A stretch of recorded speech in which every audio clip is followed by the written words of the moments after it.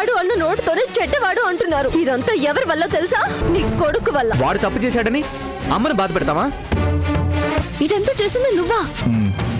రాజా చేతిలో బావ ఇంత దారుణంగా ఓడిపోయినందుకు నాకు చాలా హ్యాపీగా ఉంది డాడీ.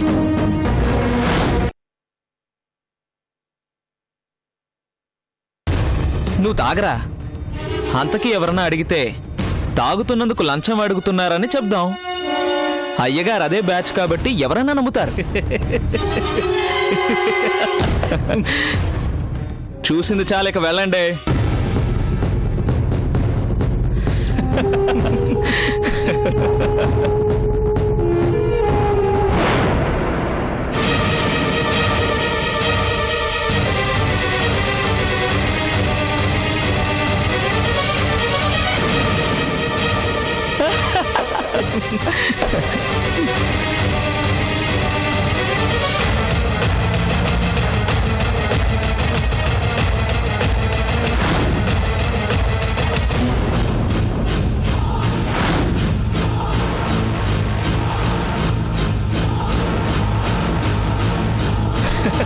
రాయ్, మా బావ గురించి మాట్లాడేంత మగాళ్ళు అయిపోయారా మీరు? రే, బావ పోయాడు, బామ్మర్ది వచ్చాడురా. వాడో బావ, నువ్వో బామ్మర్దివి. సిగ్గుగా అనిపించట్లేదురా నీకు? వాడే కనుక నాకు బావ అయి ఉంటే ఈ బీర్లో అంత సైనైడ్ కలుపుకుని తాగి చచ్చేవాడిని. ఏంట్రా వాగుతున్నావు? ఏంట్రా మీద మీదకొస్తున్నావు? ఇంతకు ముందులా బెదిరించడానికి అంత సీన్ లేదమ్మా. ఉద్యోగం ఓడిందిగా. మీ బావ పేరు చెప్పి మమ్మల్ని ఎన్నిసార్లు బెదిరించుంటావు? కాలేజీలో తరిమి తరిమి కొడతావా? రారా, ఇప్పుడు చూసుకుందాం. ఇప్పుడే నిన్నిక్కడ తన్నినా నువ్వు మీ బావ పీకేదేం లేదు గాని పోయి పని చూసుకోరా. రాయ్, మిమ్మల్ని రే పోరా.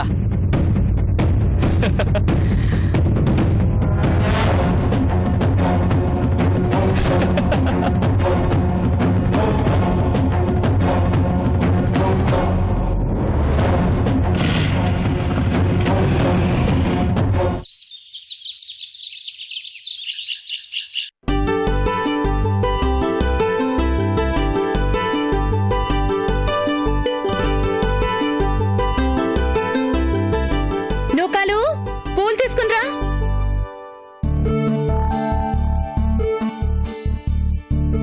అమ్మా, ఇదిగో పూలు.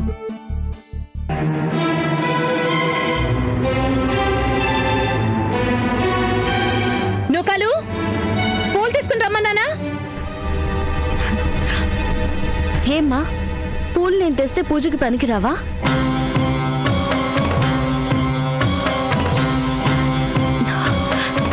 ఏమ్మా, నాతో మాట్లాడవా? ఎందుకు మాట్లాడాలి? నువ్వు నాకేమవుతావని?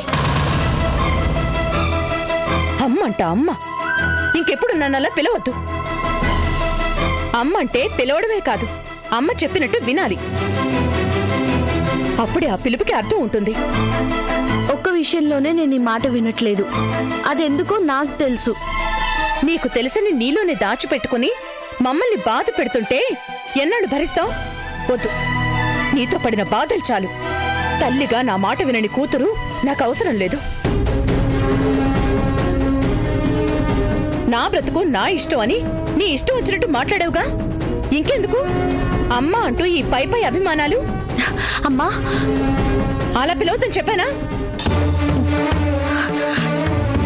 ఆ అభిమానం నాకొద్దు, అమ్మ అన్న నీ పిలుపు నాకొద్దు.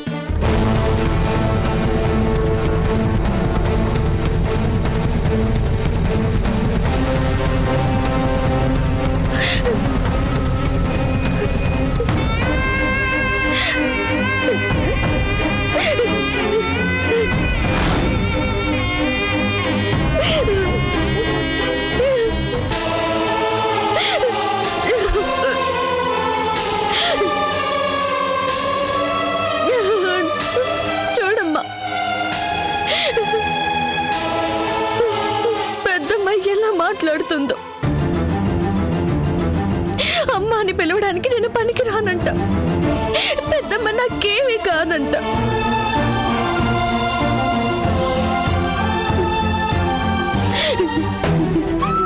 ఇంత దూరం వచ్చిందే పెద్దమ్మ కోసం.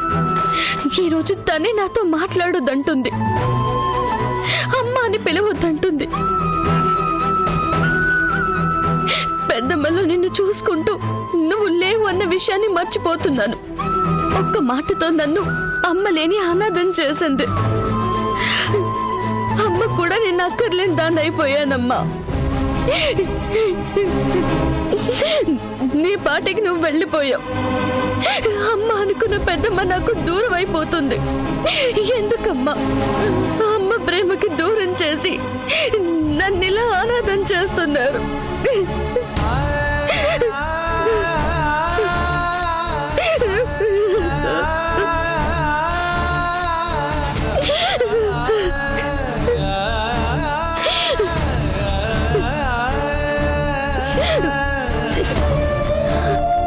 అమ్మా, ఊరుకో. ఎవరే నిన్న అనాథ అంది? నేనుండగా నువ్వు అనాథం ఎలా అవుతావు? నేనేమి కానని నువ్వే అన్నావుగా. కోపంలో ఏదో అంటే అది నిజమైపోతుందా? నా చెల్లెలి రక్తం నువ్వు అంటే నా రక్తం. రక్త సంబంధాన్ని మాట దూరం చేయలేదు. కోపంలో ఏదేదో అనేశాను. ఛ! వయసు మీద పడుతుండే కొద్దీ నాకు బుద్ధి లేకుండా పోతోంది. నా మాటలేం మనసులో పెట్టుకోవద్దు. నువ్వనాథమేంటమ్మా?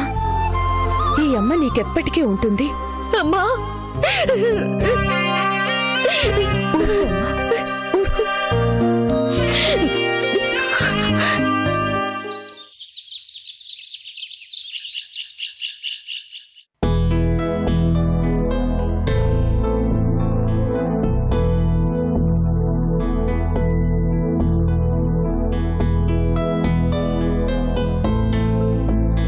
సార్, రాంప్రసాద్ గారంట మిమ్మల్ని కలవడానికి వచ్చారు సార్. రాంప్రసాద, రమ్మని చెప్పు. అలాగే సార్.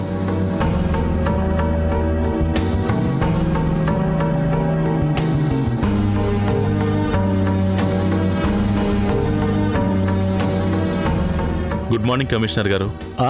రాంప్రసాద్ గారా, రండి కూర్చోండి. ఏమిటి ఫోన్ కూడా చేయకుండా డైరెక్ట్గా వచ్చేశారు? ఏం లేదు సార్, కొంచెం పర్సనల్గా మాట్లాడి వెళ్దామని. ఆఫీస్కి వెళ్తే మీరు ఇంట్లో ఉన్నారని చెప్పారు. అవునండి, యుఎస్ నుంచి పిల్లలు వచ్చారు, వాళ్ళతో కాస్త టైం స్పెండ్ చేద్దామని. అలాగా, సారీ సార్, మిమ్మల్ని డిస్టర్బ్ చేయట్లేదు కదా?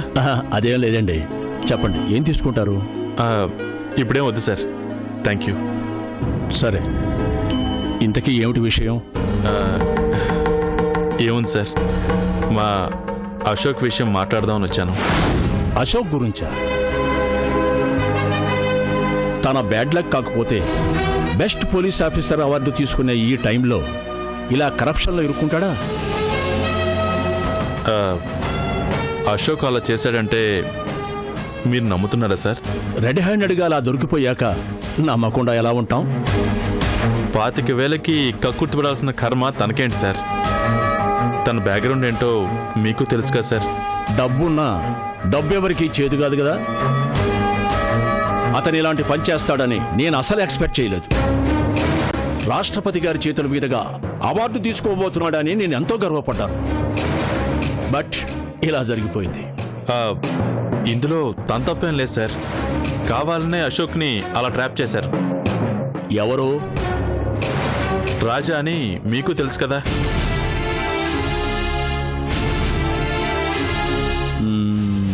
రాజా అంటే శంకర్ దగ్గర ఉంటాడు అతనేగా? వాడే సార్, వాడి వల్లనే మా అశోక్కి అవమానం.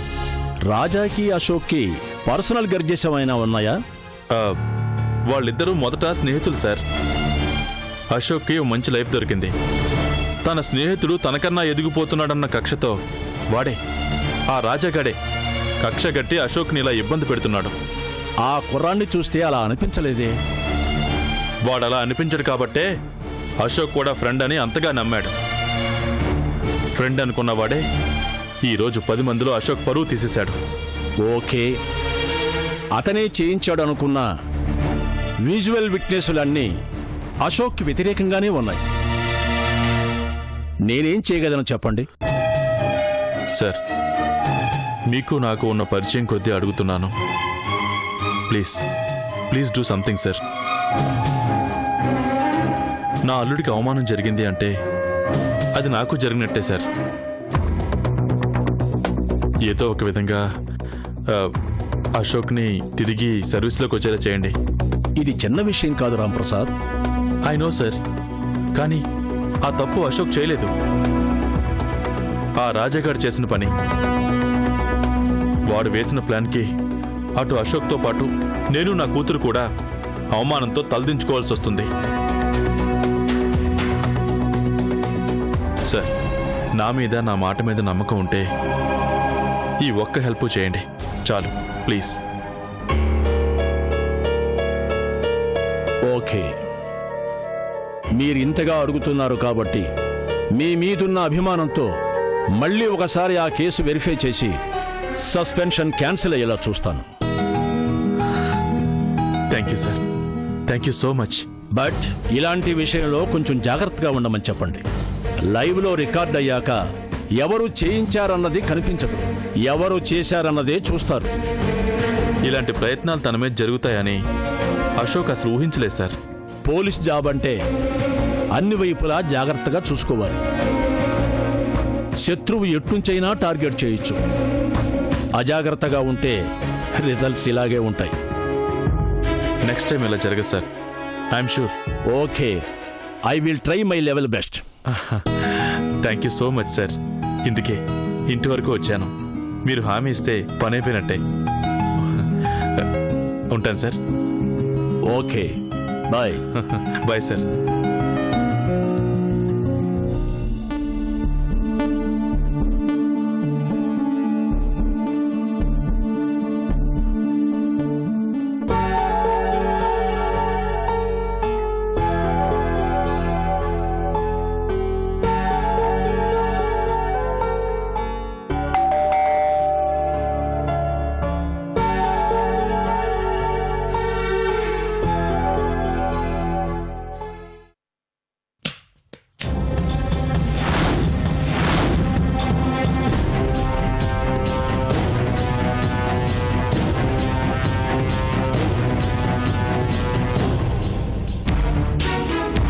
లల్లి, అమ్మా లల్లి.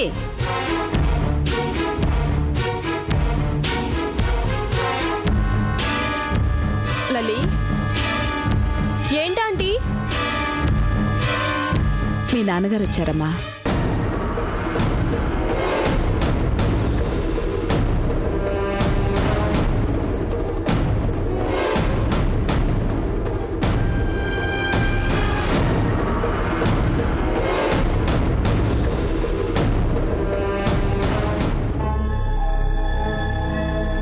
లల్లి, బాగున్నావమ్మా? ఎందుకొచ్చారు? పరాయి వాడి ఇంటికి వచ్చినా ఏం కావాలి అంటాం. అలాంటిది కన్న తండ్రి వస్తే ఎందుకు వచ్చారు అంటున్నావు. ఏంటమ్మా ఇది? మనుషుల్ని బట్టి మర్యాదలు మారతాయి.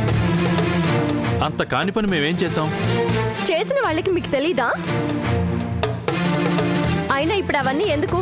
వచ్చిన విషయం ఏంటో చెప్పండి. ఏముంది, ఉద్యోగం పోయింది కదా. రాజాని అన్ని మాటలు అన్నావు, ఇప్పుడు నువ్వు చేసింది ఏంటి అని అడగడానికి వచ్చుంటారు. అందరిలా నేనెందుకు మాట్లాడతాను అశోక్? ఆ అందరిలో మీరు ఒకరయ్యారుగా. ఎలా అవుతాను? నా అల్లుడి గురించి నేను తక్కువ చేసి మాట్లాడతానా? ఇలా జరిగిందని తెలిసి పరామర్శించి వెళ్దామని వచ్చాను. పలకరించడానికి పరామర్శించడానికి మన మధ్య ఏ బంధం లేదే. ఎప్పుడైతే రాజాని చందుని దూరం చేయలేకపోయారో అంతటితోనే మన మధ్య ఉన్న రిలేషన్ కట్ అయిపోయింది అంకుల్. నా తమ్ముడు చేసిన దానికి మమ్మల్ని దూరం చేయడం ఏంటి అశోక్? అసలు దీని అంతటికీ కారణం ఆ రాజాగాడు. మరి వాడి తెలివి తెచ్చి ఇంట్లో ఎందుకు పెట్టుకున్నారు? ఆమె గురించి మీకు అనవసరం. రాజాని ఆ ఇంటికి అల్లుడు కాకుండా చూడండి, చందు జీవితం నాశనం కాకుండా చూడండి అని మీకు చెప్పాను. విన్నారా? నా కోసం మీరేమీ చేయలేకపోయారు, కానీ ఆమె నా కోసం రాజాని వదిలి వచ్చింది. మా అమ్మగా నాతోనే ఉంటుంది. నీ కోసం ఏమీ చేయలేదని ఎందుకు అనుకుంటున్నావు అశోక్? మీ కమిషనర్ గారితో మాట్లాడే వస్తున్నాను. ఓ, మా అల్లుడు తప్పు చేశాడు, క్షమించి మళ్ళీ సర్వీస్లోకి తీసుకోండి అని రిక్వెస్ట్ చేశారా? అంటే ఆయన తప్పు చేశారని మీరు కన్ఫర్మ్ చేసుకున్నారా? అలా అని కాదమ్మా, అశోక్ గురించి నాకు తెలీదా? తను ఏ తప్పు చేయడు. ఏదో ఒకటి చేసి జాబ్ ఇప్పించమని అడిగాను. అవసరం లేదు. ఎవ్వరి రికమెండేషన్ లేకుండానే జాబ్ సంపాదించుకున్నాను. ఈరోజు ఒకరి రికమెండేషన్తో, అది మీరు చెప్తే వచ్చే జాబ్ నాకు అవసరం లేదు. ఎందుకు అశోక్ మమ్మల్ని పరాయి వాళ్ళని చేస్తున్నావు? మీ ఇద్దరి సంతోషం కన్నా మాకు కావాల్సింది ఏముంటుంది? మా సంతోషమే ముఖ్యమైతే ఆయన చెప్పినట్టు చేసి అప్పుడు రండి. అంతేగాని ఇలా ఏదో ఒక సాకుతో ఇంటికి రావాల్సిన అవసరం లేదు. నువ్వు కూడా ఏంటమ్మా? నా భార్య కాబట్టి, నా మీద ప్రేమ ఉంది కాబట్టి అలా మాట్లాడుతుంది అంకుల్. అదే ప్రేమ మీకుండి ఉంటే చందుని రాజాని కలవకుండా చేయగలిగేవాళ్ళు. విన్నారుగా? అలా చేయగలిగితే అప్పుడు రండి. అంతవరకు మీరు మా ఇంటికి రావాల్సిన అవసరం లేదు. మీరు రండి, భోజనం వడ్డిస్తాను. బయటికి ఎక్కడికో వెళ్ళాలి అన్నారుగా? అశోక్,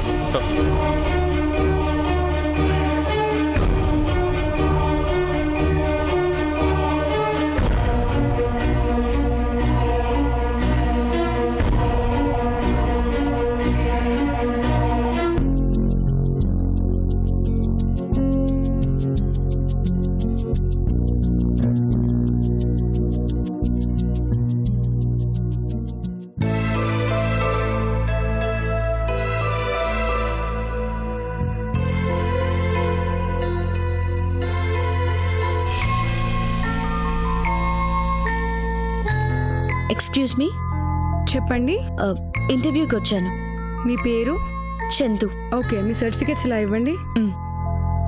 కాస్త వెయిట్ చేయండి. Okay.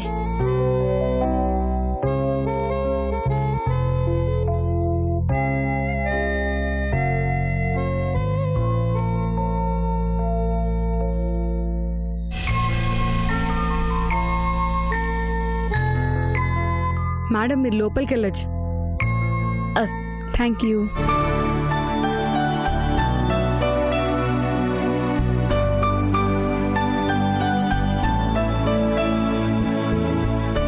Good morning sir. Good morning. రామ్మా, కూర్చో.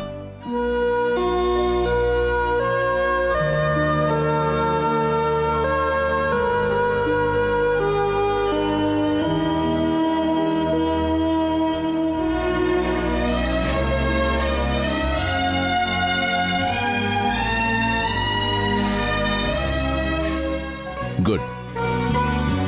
ఈ జాబ్ నీకు ఇవ్వడానికి అన్ని క్వాలిఫికేషన్స్ ఉన్నాయి. ఎడ్యుకేషన్ అంతా అబ్రాడ్లోనేనా? అవును సార్.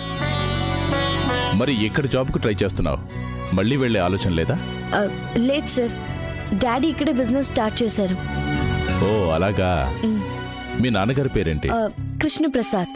కృష్ణప్రసాద్. ఈ పేరెక్కడో విన్నట్టుగా ఉందమ్మా. మా పెద్దనాన్న రామ్ ప్రసాద్ గారి పేరు విని ఉంటారు.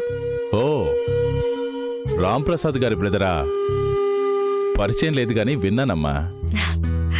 మరి అంత పేరున్న బిజినెస్ బ్యాక్గ్రౌండ్ నుంచి వచ్చి నువ్విలా జర్నలిస్ట్ అవ్వాలనుకోవడానికి గల కారణం? ఏం సార్, చేయకూడదా?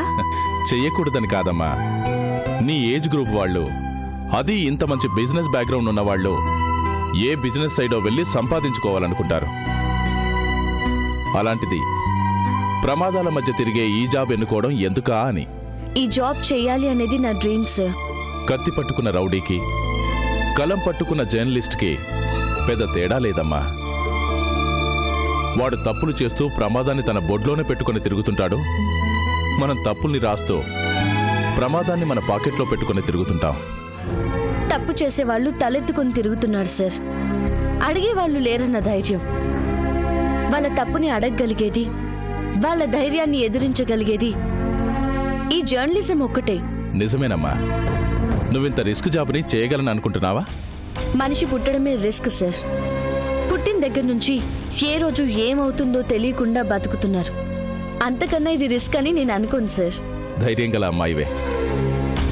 నీతిగా బ్రతకాలనుకున్నా అవినీతి అడుగడుగునా అడ్డుపడుతుంది. అప్పుడప్పుడు బెదిరిస్తుంది, ఒక్కోసారి చంపేస్తుంది కూడా. అవినీతికి తల ఉంచి 100 ఏళ్లు బతకడం కన్నా ఎదురించి 4 రోజులు బతికినా చాలు సార్. ఆ 4 రోజుల్లో 4 విషయాల్ని ఈ జనాల్ని ఎడ్యుకేట్ చేయగలిగితే నేను అనుకున్నది సాధించినట్టే. ఓ, సొసైటీకి ఏదో చేయాలన్న తపన బాగా ఉన్నట్టుంది. అవును సార్. ఇల్లిస్తాను, రోడ్లేస్తాము, నీళ్ళిస్తాము అంటే ఓట్లేసే అమాయకపు జనాలు సార్ వీళ్ళు. మీరిచ్చేదేంటి? దానం చేస్తున్నారా? ఇవన్నీ చేయించడానికే మీకు మేము ట్యాక్స్ కట్టేది అని నిలదీయడం తెలియని వీళ్ళని మనం తప్పకుండా ఎడ్యుకేట్ చేయాలి సార్. హక్కుల్ని అడగగలగాలి, అన్యాయాన్ని ఎదురించగలగాలి, అవినీతిని తుడిచేయాలి. అలా వాళ్ళని ఎడ్యుకేట్ చేయగలిగేది ఈ ఒక్క జర్నలిజమే. కాబట్టి నాకు ఈ జాబ్ అంటే అంత ఇష్టం సార్. అవినీతిని ఎదురించడానికి మనకి 5 రూపాయలు పెన్ చాలు సార్.